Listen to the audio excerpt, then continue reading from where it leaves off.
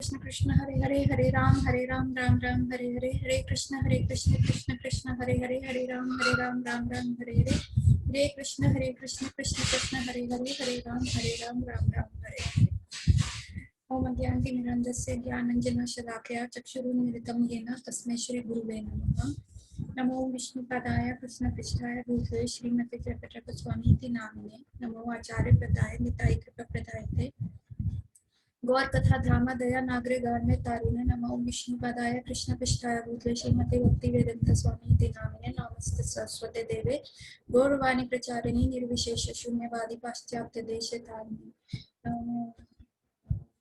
कृपा सिंधुभैर्च पतितानां पावनेभ्यो वैष्णवेभ्यो नमः। नमो विष्णुपदाय कृष्णपृष्ठाय भूतले श्रीमते भक्तिवेदांत स्वामी नामिने। नमस्ते सरस्वती देवे गौरवाणी प्रचारिणी निर्विशेष शून्यवादी पाश्चात्य देशे। श्री कृष्ण चैतन्य प्रभु नित्यानंद श्री अद्वैत गदाधर शिवासादि गौर भक्तवृंद। हरे कृष्ण एवरीबॉडी। तो let's start the class today. Bharati ji please start the recording. तो आज का जो टॉपिक है, आज का जो हमारा टॉपिक है कि कैसे हम हड्डियों के जोड़ को सालों साल जोड़ के रखें। कि आजकल सबसे कॉमन जो प्रॉब्लम हमारे पास आती है, जो सबसे कॉमन प्रॉब्लम जो डॉक्टरों के पास आती है वो है कि हड्डियों में दर्द हो रहा है। कभी सर्वाइकल का पेन हो रहा है, कभी फ्रैक्चर हो रहा है, कभी शोल्डर्स पे पेन है, कभी गोडों का दर्द है, जो नी पेन है, एंकल में पेन है। कितने सारे जोड़ों की कंप्लेंट्स, और स्पेशली फीमेल्स में हम ये जो कंप्लेंट है बहुत फ्रीक्वेंट देखते हैं। तो आज हम महाभारत के टॉपिक से, आज भागवत गीता से हम ये सीखेंगे कि कैसे हम अपने जोड़ों को, हड्डियों के जोड़ को जोड़ कर रखें सालों साल तक। अपनी हड्डियों को कैसे हम जोड़ के रखें सालों साल तक। तो आज का जो श्लोक है, श्लोक नंबर 9 भागवत गीता का। अन्य च बहवा शूरा मद अर्थे त्यक्त जीवता नाना शास्त्रे पराणाः सर्वयुद्धा विसद्धा। हिंदी पढ़िए भारती जी। 9वां श्लोक है ना? हाँ जी। तो आप यही वाला तो है ना, अन्य च बहवः। हाँ जी, अन्य च बहवा सूर। ठीक है। ऐसे अन्य अनेक वीर भी हैं जो मेरे लिए अपना जीवन त्याग करने के लिए उद्यत हैं। वे विविध प्रकार के हथियारों से सुसज्जित हैं और युद्ध विद्या में निपुण हैं। जहां तक अन्यों का यथा जयद्रथ, कृतवर्मा तथा शल्य का संबंध है, वे सब दुर्योधन के लिए अपने प्राणों की आहुति देने के लिए तैयार रहते थे। दूसरे शब्दों में यह पूर्व निश्चित है कि वे अब पापी दुर्योधन के दल में सम्मिलित होने के कारण कुरुक्षेत्र के युद्ध में मारे जाएंगे। निसंदेह अपने मित्रों की संयुक्त शक्ति के कारण दुर्योधन अपने विजय के प्रति आश्वस्त। ठीक है। तो हमने ये देखा, इसमें 3 जनों का नाम दिया हुआ है जो प्रभुपाद के पर्पट में, जयद्रथ, कृतवर्मन और शाल्य का। ठीक है। तो जयद्रथ कौन थे, कौन बताएगा? जयद्रथ मुझे याद नहीं आ रहा। लास्ट टाइम मैंने बताया था। लास्ट टाइम तो मेरी क्लास ही ऐसे गई थी। एक मैं शिवम को बुलाती, उसको याद होगा। और कृतवर्मन और शाल्य। ठीक है। जयद्रथ कौन है? वो है दुर्योधन की बहन के हस्बैंड, मतलब दुर्योधन के ब्रदर इन लॉ है जयद्रथ। और जयद्रथ के बारे में हमने ये सुना था, लास्ट क्लास में भी मैंने बताया था कि कैसे जयद्रथ को ने द्रौपदी को, जब सारे पांडवों को वन में भेजा गया था, तो जयद्रथ ने द्रौपदी को अकेला पाके उसको पकड़ने की कोशिश करी थी। और तब द्रौपदी ने कहा था, अगर तुम मेरे साथ ऐसा करोगे तो मेरे जो वीर हस्बैंड्स हैं वो तुम्हें मार देंगे। तो जयद्रथ, जब अर्जुन को ये बात पता चली थी तो उन्होंने जयद्रथ को पकड़ लिया था। तो जब वो युधिष्ठिर महाराज के सामने जयद्रथ को लेके गए थे, तो युधिष्ठिर महाराज ने कहा था, क्योंकि ये हमारी बहन का, दुर्योधन की बहन का हस्बैंड है, तो हम इसको मृत्यु दंड नहीं देंगे, और क्षत्रिय के लिए उसका अपमान करना ही मृत्यु के समान है। तो उसकी आधी मूंछ और बाल काट दिए थे। तब जयद्रथ ने रिवेंज लेने के लिए कि मैं इनसे जरूर बदला लूंगा, तो शिवजी की बहुत घोर तपस्या करी थी। और जब शिवजी प्रकट हुए तो उन्होंने शिवजी को कहा था कि प्लीज मेरे को ऐसा वरदान दो कि मैं पांडवों को मार सकूं। तो शिवजी ने कहा, नॉट पॉसिबल, ऐसा हो ही नहीं सकता। तो उन्होंने कहा ठीक है मेरे को ऐसा दे दो कि मैं अर्जुन को मार सकूं। वो कहते नहीं, अर्जुन को भी नहीं मार सकते। तब जयद्रथ ने, शिव जी ने कहा था ठीक है तुम इतना ज्यादा बोल रहे हो, तुम अभी महाभारत का वॉर होएगा तो मैं तुम्हें ऐसा वरदान देता हूँ कि एक दिन तुम इतने पावरफुल रहोगे कि उस दिन तुम सारे पांडवों पे भारी रहोगे। और जयद्रथ ने वो वरदान तब कैश किया था अभिमन्यु की मृत्यु के समय। अभिमन्यु जब चक्रव्यूह में चले गए थे तो जयद्रथ ने किसी भी पांडव को पीछे जाने नहीं दिया, ये जानते हुए कि अभिमन्यु को सिर्फ चक्रव्यूह के अंदर आना आता है, बाहर निकलना नहीं आता। और यही एक रीजन था कि जयद्रथ जो बने अभिमन्यु की डेथ के प्राइम कॉज बने। अगले दिन अर्जुन ने कहा कि भाई अब तो मैं जयद्रथ को मारूंगा, नहीं तो मैं अग्नि समाधि ले लूंगा। तब भगवान श्री कृष्ण ने जयद्रथ अर्जुन को बचाने के लिए अपने सुदर्शन, शाम हो गई थी और जयद्रथ अभी तक मरा नहीं था, शाम होने ही वाली थी। और क्योंकि अर्जुन की प्रतिज्ञा थी कि अगर अब जयद्रथ नहीं मरेंगे तो वो अग्नि समाधि लेंगे, तो तब श्री कृष्ण ने अपने सुदर्शन चक्र को सूरज से थोड़ा सा ढक दिया था और सबको लगा कि शाम हो गई है और जयद्रथ जो अपनी सेफ्टी जोन से बाहर आ गए थे, और तब जयद्रथ को अर्जुन ने मार दिया था। और अगेन जयद्रथ के पास के फादर ने उसको ये वरदान दिया हुआ था कि जिसकी वजह से जयद्रथ का सर जो है जमीन पे जाएगा, उसके सर के 100 टुकड़े हो जाएंगे। तो भगवान श्री कृष्ण ने अर्जुन को कहा कि ऐसा तीर मारो कि जिससे जयद्रथ का जो सर है वो इतने किलोमीटर दूर जाके गिरे, उसके फादर की गोदी में जाके गिरे। और अर्जुन ने ऐसा ही किया। और जब वो उनके फादर तपस्या कर रहे थे और वो सर उनकी गोदी में आके गिरता है तो वो एकदम घबरा के उठते हैं और वो सर उनके हाथों से गिर जाता है और उसी सर के 100 टुकड़े वहीं हो जाते हैं। उनके फादर की भी वैसे डेथ हो जाती है। तो जयद्रथ वो थे। कृतवर्मन कौन थे? कृतवर्मन जो थे भगवान श्री कृष्ण के द्वारका में जो थे एक सेनापति थे। कृतवर्मन जो नारायणी सेना के सेनापति थे, क्योंकि दुर्योधन ने नारायणी सेना मांगी थी, तब कृतवर्मन ने तब कृतवर्मन जो थे वो उनके साथ आ गए थे। कृतवर्मन जो थे दुर्योधन के साइड आ गए थे। और शाल्य कौन थे? शाल्य जो है नकुल और सहदेव के मामा है, ठीक है। शाल्य जो थे वो नकुल और सहदेव के मामा थे, लेकिन फिर क्यों वो दुर्योधन की साइड से लड़े? ऐसा हुआ था, शाल्य बहुत ब्रेव वॉरियर थे और जब उनको पता चला कि महाभारत का युद्ध हो रहा है तो वो अपने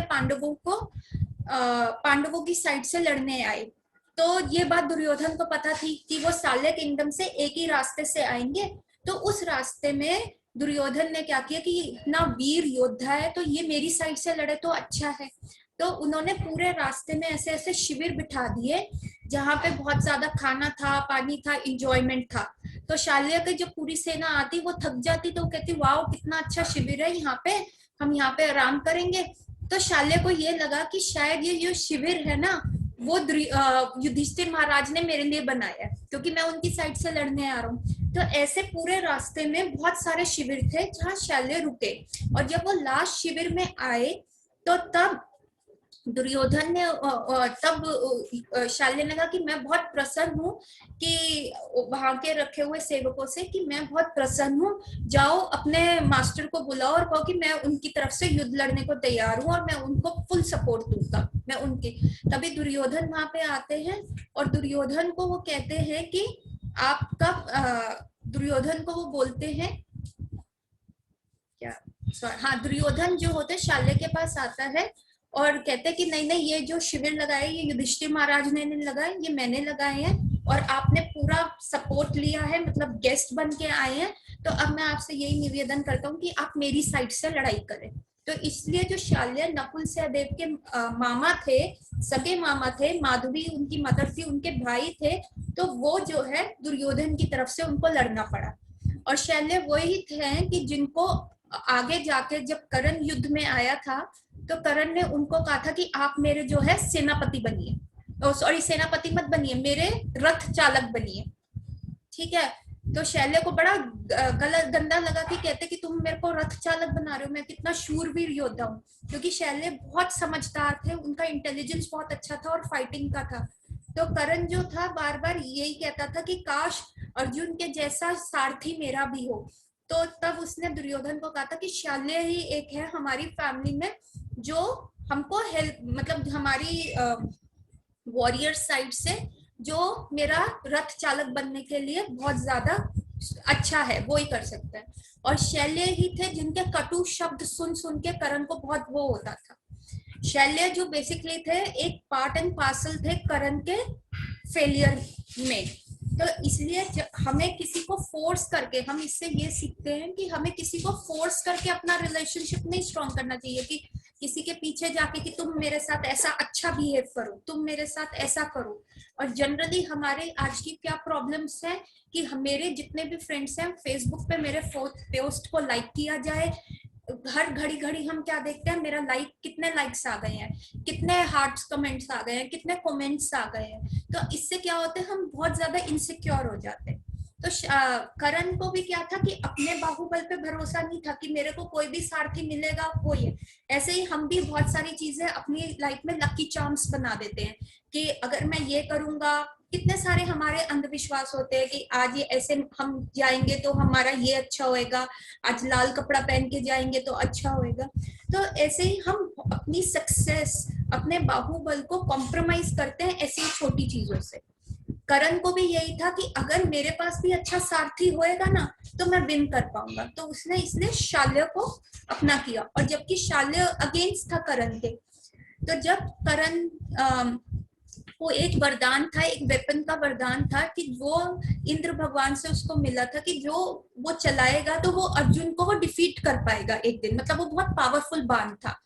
तो शैल्य बार बार जो थे ना करण को बोलते रहते थे, तुम तो अर्धरथी हो, तुम्हें तो फाइट करना नहीं आता, तुम कैसे फाइट करते हो, अर्जुन तो तुमसे ज्यादा ब्रेव है।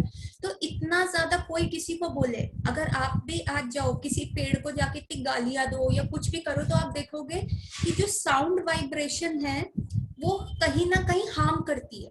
आप किसी पेड़ को कितनी गालियां देते हो तो वो थोड़े टाइम में आप देखोगे वो आपको पेड़ काटने, एक कंट्री में ऐसा होता है, उनको बड़े बड़े पेड़ काटने होते हैं, बड़ी मोटी तने वाले काटने के लिए। तो वो क्या करते हैं, वो उस पेड़ के पास जाते हैं, 2-3 दिनों तक उसको बहुत ज्यादा गालियां देते रहते हैं, बहुत गंदी बातें बोलते रहते हैं, और वो पेड़ अंदर से इतना कमजोर हो जाता है जिसको जबकि ह्यूमन लैंग्वेज भी नहीं आती, और फिर वो एक अपनी एक्स के प्रहार से वो पेड़ जो होता है पूरा कट जाता है। तो वैसे ही जो साउंड होती है, आपकी साउंड वाइब्रेशंस जो होती हैं, वो कितनी सारी चीजों को इफेक्ट करती है।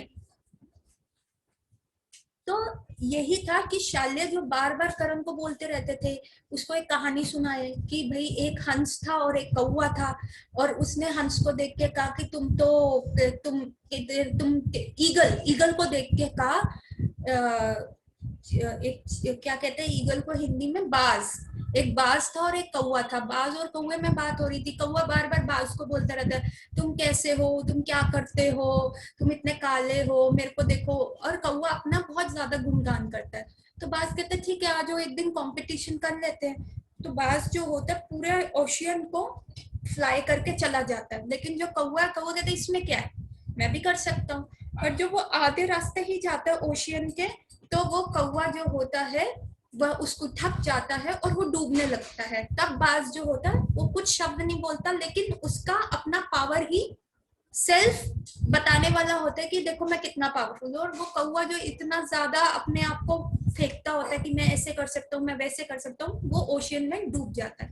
तो शैल्य उस करण को ये कहानी सिखाते हैं और कहते हैं जो अर्जुन है वो बाज है, वो देखो वो नहीं कह रहा कि मैं कितना पावरफुल हूँ, मेरे पास गांडीव है, मेरे पास ये है। और तुम जो हो, तुम कैसे हो, तुम सिर्फ अपने बस यही करते रहते हो कि मैं अर्जुन को हरा दूंगा युद्ध में। दुर्योधन को भी तुम यही लारे रप्पे देते रहते हो कि मैं ये कर दूंगा, वो कर दूंगा, ऐसे कर दूंगा। पर तुम उस कौवे की तरह हो जो डूब जाएगा ओशियन के अंदर। और हम भी देखते हैं, हम भी अपने आप को कितना ज्यादा, हम ये क्या दिखाता है कि जो हम जितना भी सेल्फ लव इनकलकेट करते हैं अपने स्किल्स के ऊपर वर्क करने के वजह, कौवे ने क्या किया, सिर्फ बातें करी, उसने अपने स्किल्स नहीं डेवलप करे कि मैं कितना अच्छा उड़ सकता हूँ, कैसे उड़ सकता हूँ या क्या। हम भी क्या करते हैं, सिर्फ शो ऑफ की जिंदगी में रहते हैं कि ऐसे देखो हम ऐसे हैं, इतनी ड्रेसेस, बॉलीवुड लाइफस्टाइल हम जी रहे हैं, ये सारी चीजें हम कर रहे हैं। पर जो हमारे बेसिक अच्छे स्किल्स होते हैं, जो हमारे मॉरल्स है, हम उसके ऊपर वर्क नहीं करते, हम सिर्फ शो ऑफ के लिए करते हैं। हमारे कितने मल्टीपल फेसेस होते हैं कि पब्लिक फेस हमारा अलग होता है, प्राइवेट फेस हमारा अलग होता है, और एक इंडिविजुअल फेस होता है जो सिर्फ हमें पता होता है कि हम कैसे हैं, हकीकत में क्या पता है, और हम लोगों के सामने कैसा फेस दिखाते हैं, तो ये क्या करते हैं, ये हमें और ज्यादा इनसिक्योर करता रहता है। जैसे करण जो थे इतने पावरफुल होने के बावजूद भी बहुत इनसिक्योर थे कि मैं जीतूंगा अगर मेरे पास ऐसा सारथी हुआ, मैं जीतूंगा अगर ये सिचुएशन हुई। तो जब ऐसा होता है तो करण के पास एक बाण होता है, जिससे वो अगर बाण मारेगा तो उस दिन अर्जुन को बहुत मुश्किल में पड़ जाएगा अर्जुन। तो क्या करते हैं, शैल्य कहते हैं कि ये बाण ना क्या करो, तुम उसकी छाती के तरफ एम करो। तो करण कहते हैं नहीं नहीं, मैं छाती की तरफ एम नहीं करूंगा, मैं उसके सर की तरफ एम करूंगा। तो शैल्य कहते हैं देखो तुम बेवकूफी मत करो, तुम उसकी छाती की तरफ एम करो, क्योंकि शैल्य उसको इतनी बुरी बातें बोल चुके होते हैं। तो जो करण होता है उसको अपने सारथी पे ही विश्वास नहीं होता कि वो उसकी हेल्प करेगा। वो कहता है कि ये बस ये पांडवों की साइड है, ये जरूर इसमें कुछ होगा। तो करण जो होते हैं शैल्य की बात नहीं मानते और उसके अर्जुन के फेस की तरफ एम करते हैं। और जैसे ही श्री कृष्ण को दिखता है कि करण ने वो शक्ति वाला वेपन यूज किया है, तो श्री कृष्ण क्या करते हैं, अपना पैर रथ के ऊपर इतनी जोर से मारते हैं कि रथ का पहिया जो होता है वो नीचे धस जाता है। और जैसे ही वो पहिया नीचे धसता है तो जो अर्जुन भी नीचे आ गए, तो रथ नीचे हो गया तो अर्जुन भी नीचे आ गए। तो जो करण ने बाण अर्जुन की फेस की तरफ एम किया होता है वो उसके मुकुट पे जाके मुकुट गिरा देता है। और वो बाण ऐसा था कि जो करण सिर्फ एक ही बार यूज कर सकते थे। तो फिर शैल्य उस पर बहुत हंसते हैं, तो फिर वही उनका कॉन्फिडेंस और लो होता है। तो हम ये देखते हैं कि हमारे भी सराउंडिंग्स में हमें कैसे लोग अपने साथ रखने चाहिए। हम फोर्सफुली कोई भी रिलेशन नहीं बना सकते, नहीं तो हम इनसिक्योर रहेंगे, हम गुस्से में रहेंगे और हम किसी को विश्वास नहीं कर पाएंगे और हमारा भी अंत कैसा होगा, करण जैसा होगा। तो हमने ये देखा जयद्रथ, कृतवर्मन और शैल्य की बात अभी करी और उससे हम अपनी प्रैक्टिकल लाइफ में क्या लेसन्स ले। अब जो मेन कोर है इस श्लोक का, जो हमें हमारे जोड़ों को बहुत स्ट्रेंथन करने में करता है, वो है अपने आप को मूल्यांकन करना, एस्टिमेट करना, अपने आप को इवैल्यूएट करना कि हम अपने आप को कितना मूल्यांकन करते हैं। अब अगर हम दुर्योधन का देखें यहाँ पे, तो दुर्योधन जो है अपने आप को बहुत ज्यादा मूल्यांकन करते हैं कि मैं ओवर कॉन्फिडेंट रहते हैं कि देखो ये देखो मेरे पास कितने स्ट्रॉन्ग वॉरियर्स हैं। पर इतना ज्यादा ओवर एस्टिमेट और ओवर मूल्यांकन करने के बावजूद भी आप देखो दुर्योधन की इनसिक्योरिटी इन श्लोकों में आपको दिखेगी। जब वो पांडवों की व्यू रचना या पांडवों की स्ट्रेंथ के बारे में बात कर रहे हैं तो उन्होंने मल्टीपल श्लोक्स में बताया कि ये देखो ये द्रौपदी की साइड है, ये द्रौपदी का पुत्र है, ये द्रौपदी के 5 पुत्र है, द्रुपद है और क्या कहते हैं अभिमन्यु है। तो 5-6 श्लोकों में पीछे हमने जो पढ़े पांडवों की स्ट्रेंथ बताई। पर अपना जब वो मूल्यांकन कर रहे हैं, अपनी सेना की व्यू के बारे में जब बोल रहे हैं, तो वो एक श्लोक में खत्म हो गया। क्यों? उनको पता भीष्म पितामह जो है हाफ हार्टेडली लड़ रहे हैं, द्रोणाचार्य के शिष्य अर्जुन है वो उनके प्रिय शिष्य है, तो उनकी सेना में जो है वो फिजिकली तो उनकी तरफ प्रेजेंट है, पर उनका माइंड और हार्ट जो है पांडवों की साइड पे है। तो ऑलरेडी करण जो सबसे ब्रेव वॉरियर है, जो दुर्योधन को कहता रहता है कि मैं अर्जुन को मार दूंगा, वो अभी लड़ नहीं रहे क्योंकि भीष्म पितामह के अंडर वो लड़ नहीं सकते।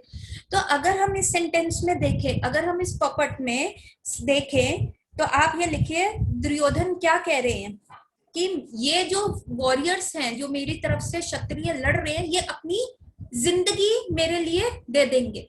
वो ये नहीं कह रहे, देखो इनसिक्योरिटी देखो कितनी है, वो ये कह रहे ये लोग जो है अपनी जिंदगी मेरे लिए देंगे। वो ये नहीं कह रहे कि ये लोग जो है मेरे लिए जो ये वॉर जीत जाएंगे, ये युद्ध जीत जाएंगे। आप डिफरेंस देख पा रहे हैं कि एक जीतने की बात नहीं हो रही, ऑल्दो वो अपने आप को बहुत मूल्यांकन कर रहे हैं कि देखो मैं कितना ब्रेव हूं, लेकिन फिर भी सरस्वती माता उनकी जीप पे बैठी हुई है और उनको सच ही निकलवा रही है कि ये लोग मरेंगे ही, और वो सच उनके मुख से निकल रहा है। वो ये नहीं बोल रहे कि मैं ये युद्ध जीत जाऊंगा, वो कह रहे ये लोग मेरे लिए मर जाएंगे।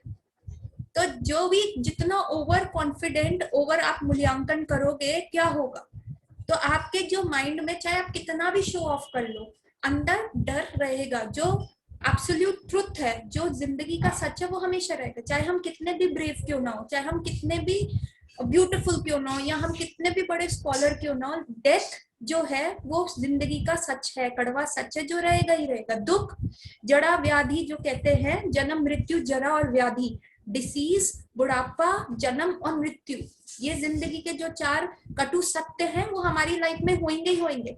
चाहे हम कितनी भी एंटी रिंकलिंग क्रीम लगा लें, चाहे हम कितने भी पार्लर में जाकर जो चीजें करें, तो जब हम शो ऑफ की जिंदगी जीते हैं तो हम अपने ब्रेन को इन सारी चीजों के लिए और इनसिक्योर करते रहते हैं।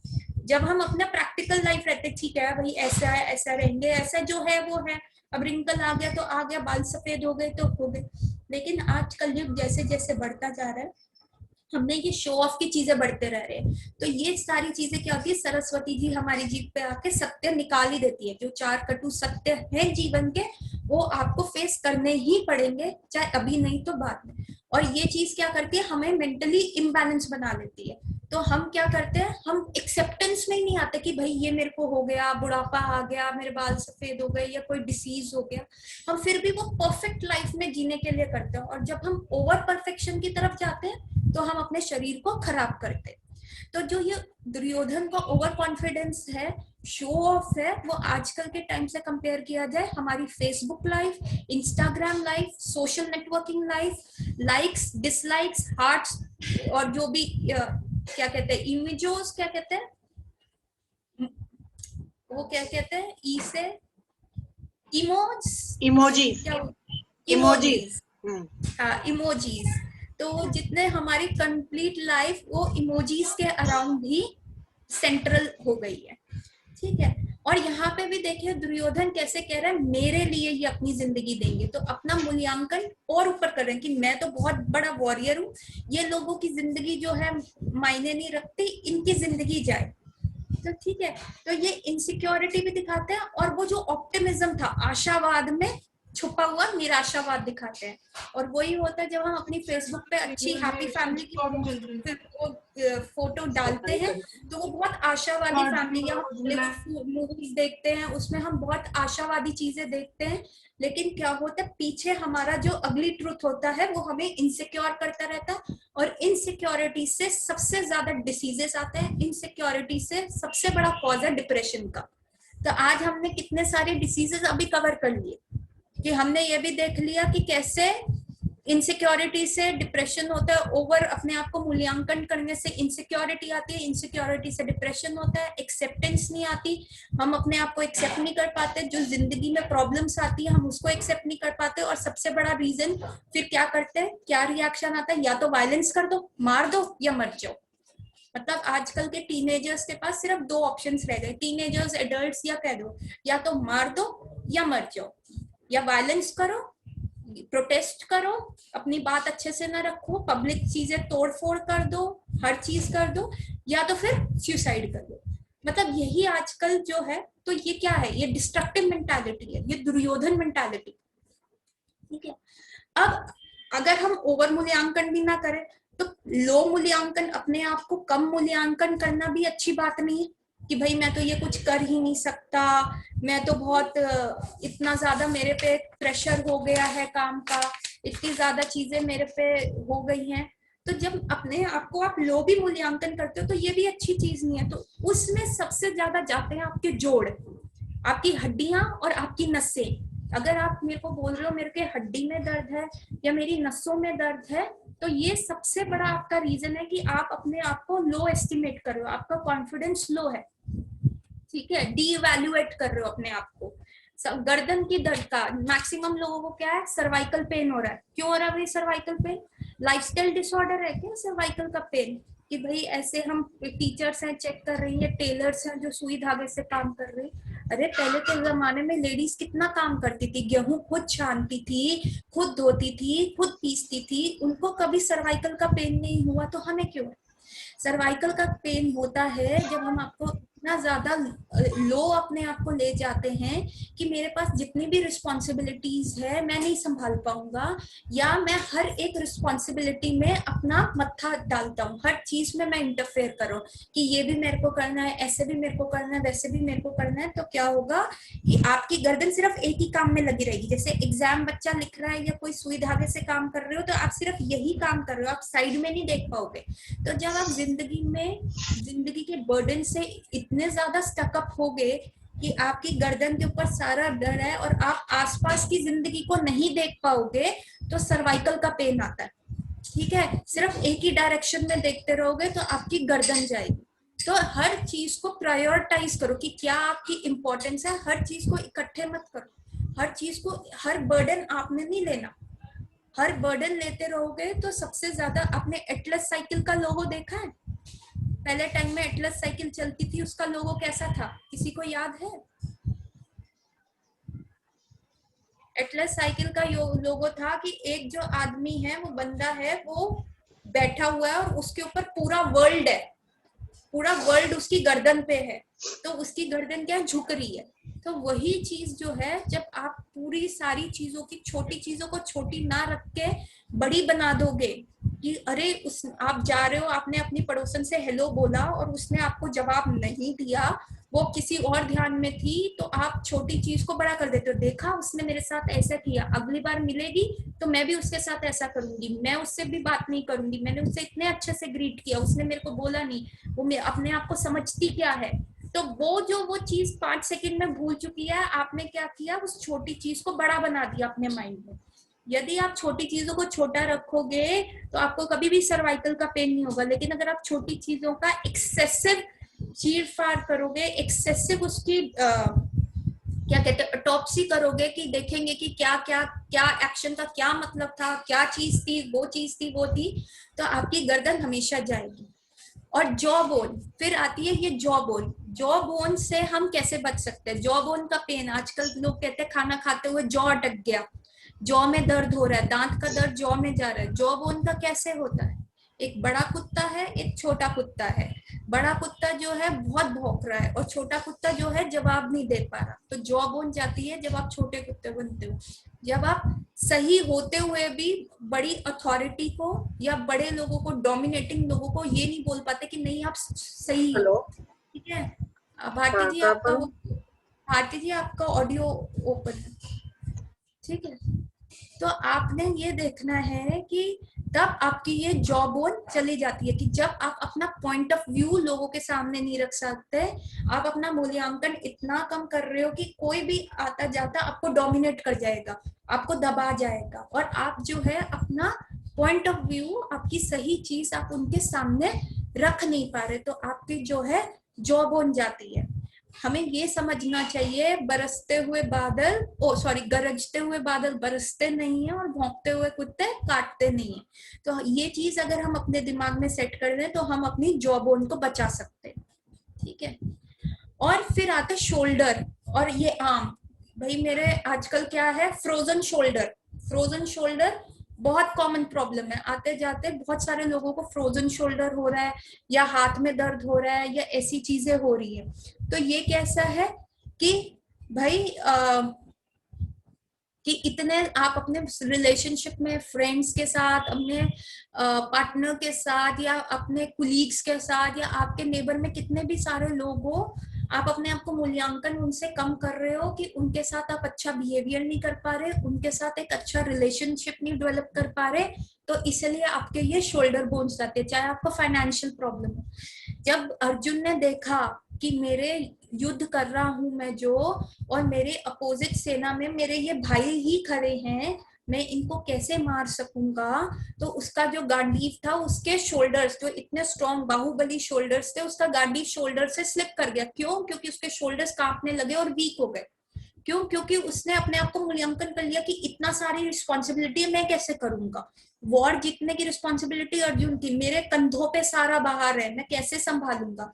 तो जब आप अपना मूल्यांकन कम करते हो इस बात के कि मैं कैसे कर पाऊंगा, अगला बंदा मेरे बारे में क्या सोचेगा अगर मैं ऐसा नहीं करूंगा, तो जब आप वो गिल्ट में रहते हो तो आपके शोल्डर्स जाते हैं। फिर एल्बो, सबसे एल्बो ज्वाइंट, ठीक है। एल्बो ज्वाइंट में आपका क्या चीज है? एल्बो ज्वाइंट क्या होता है? एल्बो ज्वाइंट सबसे ज्यादा आपका डिब्बियां खोलते हुए क्या कहते हैं कि गोल्फर्स एल्बो हो गई है, टेनिस एल्बो हो गई है, सुना होगा आपने ये बहुत, कुकर उठाते हुए आपको दर्द हो रहा है, डिब्बी का सचिन तेंदुलकर को था tennis elbow. Tennis elbow sportsman में ये कॉमन चीज होती है। क्यों? क्योंकि वो काम, जो कार्य आप कर रहे हो, जो आप काम कर रहे हो उसमें परफेक्शन, ये सोचना कि मैं परफेक्ट नहीं, मैं खाना बना रहा हूँ तो लोग क्या सोचेंगे, बार बार पूछना कैसा बना है, अच्छा बना है कि नहीं, अपने आप को डीवैल्यूएट करना, अपने आप को कम मूल्यांकन करना। स्पोर्ट्समैन में ये कॉमन होता है कि मेरा शॉट अच्छे से लगा है कि नहीं, जैसे क्रिकेटर्स हो गए, गोल्फर्स हो गए, बहुत सारे ऐसे लोग हो गए कि मेरा शॉट अच्छे से लगा है कि नहीं, तो उनमें ये प्रॉब्लम कॉमन होती है, गोल्फर्स एल्बो या टेनिस एल्बो। ठीक है, अच्छा खाना बनाया उसकी तारीफ मिलनी चाहिए, आपको नहीं मिल रही, आप एक्सपेक्टेशंस में रखते हो, अगेन लाइक्स और हार्ट्स एंड डिसलाइक्स, और वो उसी चक्कर में तो आप अपने आप को अगेन डीवैल्यूएट करते हो। तो बेसिकली हम आजकल अपनी लाइफ कैसे जी रहे हैं कि फेसबुक पे मेरे पास कितने लाइक्स हैं, इंस्टाग्राम पे मेरे पास कितने फॉलोअर्स हैं, या मेरे को कितने कमेंट्स, पॉजिटिव अच्छे कमेंट्स मिल रहे हैं, तो हम उन चीजों में अपना मूल्यांकन करते हैं। तो मैं परफेक्ट हूँ, तो मैं अच्छा हूँ, मेरी फोटो लोग देख रहे हैं, शेयर कर रहे हैं, कैसे कर रहे हैं। तो जो बेसिक आपकी फेसबुक लाइफ है वैसे अगर आप जी रहे हो तो आपकी हड्डियां उम्र से पहले जाएंगी। आजकल यंग पीपल में भी ये कॉमन प्रॉब्लम इसीलिए आ रही है। ठीक है, फिर लोअर रिस्ट हो गया, हैंड्स हो गया, तो ये सारी इसी वजह से जाते हैं। फिर लोअर बैक, कमर, कमर वही आ रही, लोअर बैक, कमर इसलिए जाती है मेरे पास फैमिली का सपोर्ट नहीं है, मैंने इन सब के लिए सब किया और इन लोगों ने मेरे को कुछ नहीं दिया, मेरे पास, मैं ये सारा काम कर रहा हूँ, मेरे पास कोई सपोर्ट नहीं है, और किसी ने मेरी कमर पे छुरा घोंप दिया, जो है ना मुहावरा, कमर में छुरा घोंप दिया। तो कमर में छुरा घोंप दिया का मतलब क्या होता है कि आपको कोई सपोर्ट ही नहीं है, आपने सब कुछ किया। तो अगेन अपने आप को कम मूल्यांकन करना, सपोर्ट की गुंजाइश रखना कि ऐसे होगा वैसे होगा। ठीक है, और फिर आता है आपके हिप जॉइंट्स। हिप जॉइंट्स का क्या होता है कि बहुत ज्यादा सपोर्ट आपको कैरी करना पड़ रहा है, बहुत ज्यादा बर्डन आपको कैरी करना पड़ रहा है, तो आपके हिप जॉइंट्स जाते हैं। और नी और लेग्स, जो आपके घुटने हैं और आपकी टांगे हैं, वो ऐसे जाती हैं जब आप अपने आप को अगेन कम मूल्यांकन कर रहे हो। घुटने टेकना, जो हिंदी में मुहावरा है घुटने टेकना, जब आपको जबरदस्ती किसी के सामने घुटने टेकने पड़ते हैं तब आपके घुटने जाते हैं। फिर आपकी फीट, एंकल, हील्स जो होती हैं वो कैसे जाएंगी, जो आपके तलवे हैं, जो एड़ी का जोड़ है, ये सारी चीजें कैसे दिक्कत करती है कि आप कोई भी सिचुएशन में हैं और उस सिचुएशन से बाहर नहीं निकल पा रहे। जैसे पेड़ है, पेड़ उस सिचुएशन में जम गया है, जैसे भी एनवायरनमेंट में रखा गया है पेड़ वहीं पे रहता है, तो हमें भगवान ने क्या किया है, पैर दिए कि हम वहां उस सिचुएशन से मूव आउट करें। लेकिन हम जानबूझ के भी उस सिचुएशन में जा रहे हैं, हम अपने आप को कम एस्टिमेट कर रहे हैं कि भाई इस प्रॉब्लम से बढ़ के आगे मैं कहीं भी जाऊंगा तो मेरा कोई सोल्यूशन है ही नहीं, तो फिर मैं कैसे बढ़ पाऊंगा। तो हम उस सिचुएशन में रह रहे हैं, हम उस सिचुएशन को किक नहीं कर पा रहे, हम उस सिचुएशन को अपने पैर से क्रश नहीं कर पा रहे, और हम फिर भी जबरदस्ती, क्योंकि हम उसका सोल्यूशन नहीं ढूंढ पा रहे, अपने आप को कम मूल्यांकन करते हैं।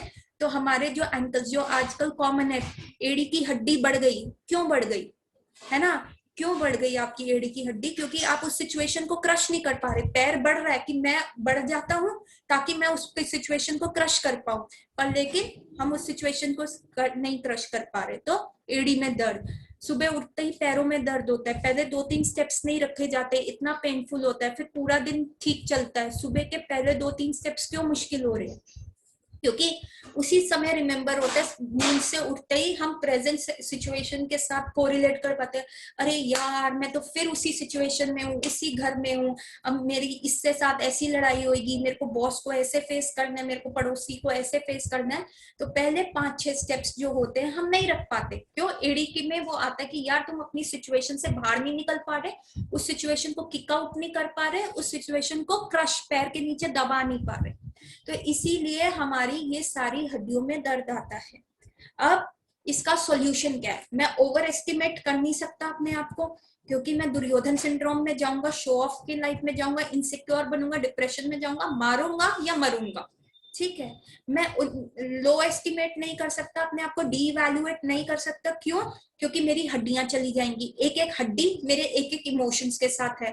वो तो अर्जुन के साथ भी हुआ, अर्जुन का भी गांडीव गिर गया, उसके भी हाथ पैर कांपने लग गए, नर्व्स कांपने लग जाती हैं, जॉ शेक करना शुरू कर देता है। अभी मेरे पास एक प्रेजेंट पेशेंट आई है, उसकी नर्व्स का इतना ज्यादा प्रॉब्लम है कि उसकी गर्दन ऐसी टिकती नहीं है, वो पीछे पीछे पीछे ऐसे झटके मारती है, मतलब वो एक सेंटेंस भी नहीं बोल पाती और उसकी गर्दन ऐसे ऐसे पीछे जाके कॉन्टिन्यूसली पीछे झटके मारती है। तो दिस वाज सो न्यू कि कैसे आपका जो ये कंट्रोल है, हड्डियों का कंट्रोल है, मेरे को हार्ट उठाना है, मेरे को ये करना है, ये तो कंट्रोल आपके हाथ में।